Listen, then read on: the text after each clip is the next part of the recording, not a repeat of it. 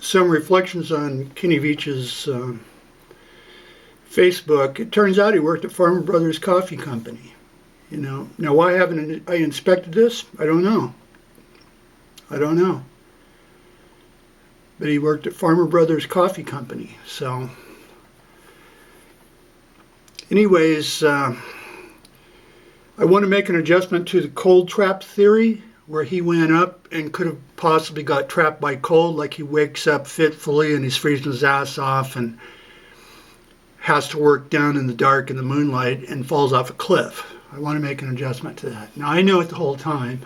I'm just letting people know it for now. One thing I did look at on his site is a red flag for suicide is the person will drop out. They'll drop out and stop making contacts with people. However, this says October 6, 2014. This is, you know, let's say 40 days before he went missing, and he's showing pictures of flowers and the horned toad and 28 extra pictures. So he wasn't dropped out and going into seclusion. It looks like he was, you know, still active. That for a person to kill themselves, they would, you know, maybe drop out, stop making contact, slowly drift away, and then go a year or two and then do it. But not a few days later after pictures of his flowers plus 28 pictures extra.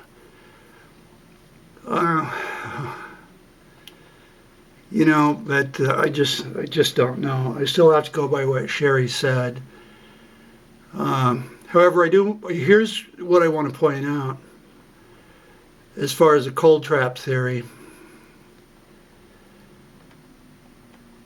That he went up, he didn't freeze to death, you know, but you wake up cold, your hands are locked up, and you fall down and something happens because of the cold. But I want to show you this. First of all, here's him and Hunter. I've never seen this picture before, to tell you the truth. And notice that Kenny is dressed very professionally.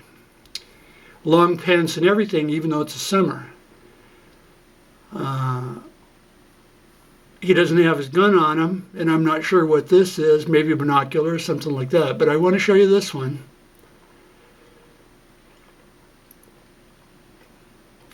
Okay, here they're up on the top of Mount Charleston. So Kenny Veach was a go up high kind of guy. Okay, and that's Hunter.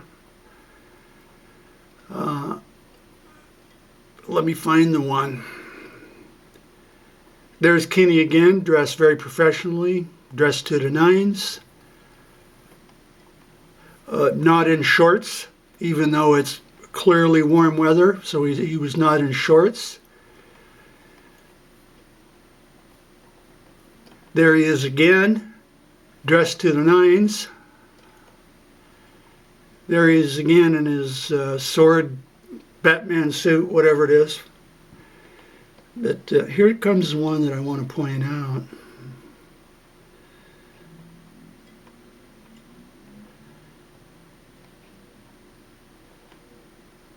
Oh, brother. The one on top of Sheet Peak. There he is again. No snow, no nothing. Dressed to the nines. Okay, here it is. Okay, now the thing here is not what's there, it's what's not there. There's no snow. This is the top of Sheet Peak. Okay, and I'm sure it's viewing towards the southwest, but it's what's not there. There is no snow there. Yet look at how he's dressed.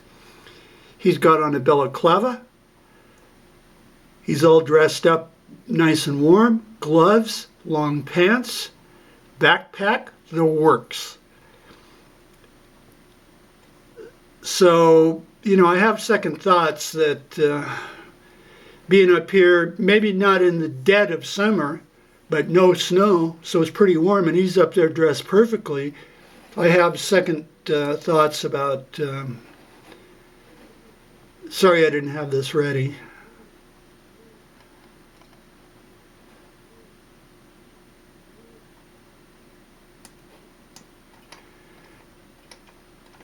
But it shows again he's also a go up high kind of guy up there on the top of Sheep Peak. So I have second thoughts that he goes up here to the M Cave and Wild Horse Saddle. I still think he placed the phone there. I still view it as suicidal. I think it was placed, not dropped. But he goes up here and then goes up only this far, wakes up fitfully, caught by the cold, and then falls coming down. Nope, it could be, but based on the evidence of the pictures of him up there, that he said, I spent the night up here, and he walked right up this ridge and went along here. Now this whole area you can walk along like a road. That's why that white line is there. It's not a razor top. No, it's like a road. And so he then goes over to Sheep Peak on his final hike. He then goes over to Sheep Peak. Well, he said he was going to keep going over the mountains for 40 days and 40 nights.